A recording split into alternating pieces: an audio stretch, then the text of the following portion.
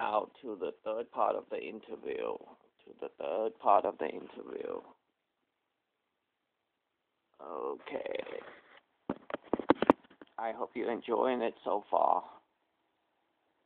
A little bit of an autobiography in there, right? A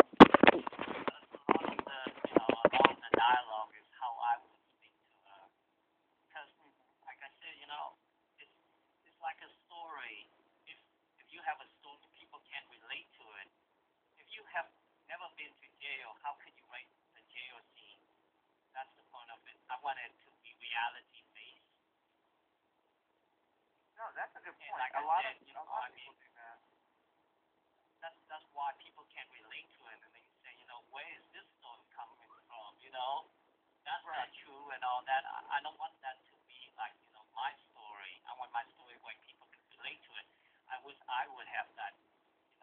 I wish a guy would love me like that, or I wish a woman would sacrifice, everything that she has for me.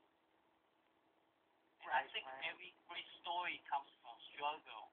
If you snap your finger and get everything you want, the story is not interesting. At least it's not interesting to me. There's a lot of that coming out of Hollywood now, so I can agree with that. Yeah, they're making a lot of trash, and I don't want Ryan to be scoring for a lot of trashy movies. I want him to mark his place in history as a great composer that did great music for a great movie. Yeah, totally. Yeah. We want to see you up there with John Williams and go, what's that score? The person who did that. They were on the show. I fully trust in Ryan. Ryan is one of the best composers. If you check out a lot of his music, it is so good. It just melts your heart. It takes your soul. Speaking of which, as long as we're going to talk about this, I guess we should tell people where they can actually get a hold of, be able to read the scripts. We should tell them where they can find that. Well, all they have to do is Google my name, and I have like a Google Drive, and it's just like you could read it right away. Like I said, Okay. I do not want the fans or the audience out there to say how great the script is. Right. Without reading it. I want them to read it and critique it and judge it because as an artist like myself, like Ryan, when Ryan score music for like a movie or a soundtrack, when you make music, you want people to listen to your music. When you write, you want people to read your stuff. When you paint, you want people to look at your picture. When you make a movie, you want people to watch it. And being a critic, let the critic judge. Let the people who read it judge. We do not need experts here. We need the people that's gonna watch the movie tell us if they like it or not.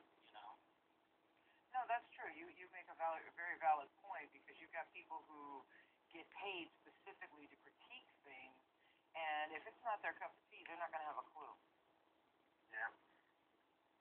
Absolutely, absolutely. And like I said, we have a very talented team that's working on Secrets Cap, and they're working on it because they believe in it. They're passionate about the story. Right. I have my lawyer who haven't gotten paid for like 2 years and charged like $500 an hour because he believes in it. I have a great script supervisor who was supposed to be here, but I guess he's busy, Karen Manley, and he broke down the scenes and she wrote the characters for it. And I believe her son wants to be a director for it. At first, I wanted a woman director because a woman director would understand romance.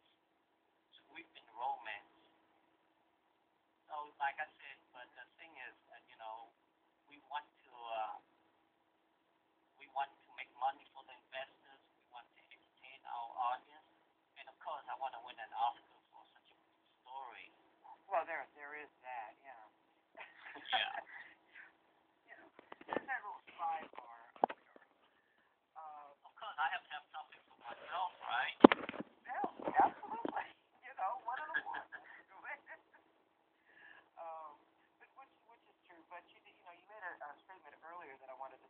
on, and that how can you write about that which you don't know? And as you so aptly put it, if you didn't live through, like you